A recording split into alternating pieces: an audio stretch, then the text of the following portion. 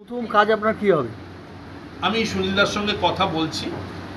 আমি ব্যক্তিগতভাবে বারাসাতে ওই লক্ষ্মীর পাঁচালি দিতে গিয়ে যেটা দেখেছিলাম, হসপিটালে কিছু মর্গ আছে, একটা বারাসাত সরকারি হসপিটাল যেটা, সেই মর্গে বেশ কিছু বেওয়ারিশ লাশ আছে। সেটা থেকে খুব বিচ্ছিরি দুর্গন্ধ ছড়ায়। পেছনেই একটা মাঠ আছে বাচ্চাদের খেলা, সেই মাঠটায় বাচ্চাদের সঙ্গে আমিও ফুটবল খেলছিলাম। সেটা থেকে খুব বিচ্ছিরি দুর্গন্ধ বেরোচ্ছিল। সেই দুর্গন্ধটা আমি কাকলিদির সঙ্গে কথা বলেছি। কাকলিদি বলেছিল ওটা যত তাড়াতাড়ি আমরা যথাস্থানে স্থানান্তরিত করব। সুনীলদা আজকেও বলল 17 জন বোধহয় 26 জনের বডি অলরেডি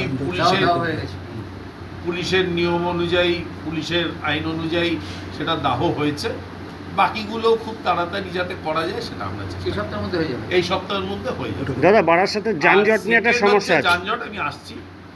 অটো আর টোটো কাউকে না সরিয়ে সেটা ট্রাফিক ডিপার্টমেন্ট এবং আরটিওর সঙ্গে কথা বলে, আমি এটা সুনীলদাকেই অনুরোধ করব, আরটিও এবং অটো মানে এখানে ডিএসপি ট্রাফিক যিনি আছেন তার সঙ্গে কথা বলে একটা সুষ্ঠু পরিকল্পনা, তাতে যদি পৌরসভার কিছু সহযোগিতা লাগে তাও করা হবে, এটা কোনো অসুবিধা নেই।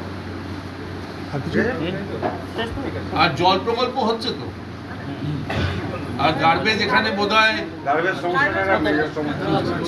মানে যে ইয়েটা হচ্ছে সেইটা মনে হয় উত্তর 24 পরগনা শুধু না, পশ্চিমবঙ্গের মধ্যে একটা সব থেকে বড় প্রজেক্ট হচ্ছে এখানে।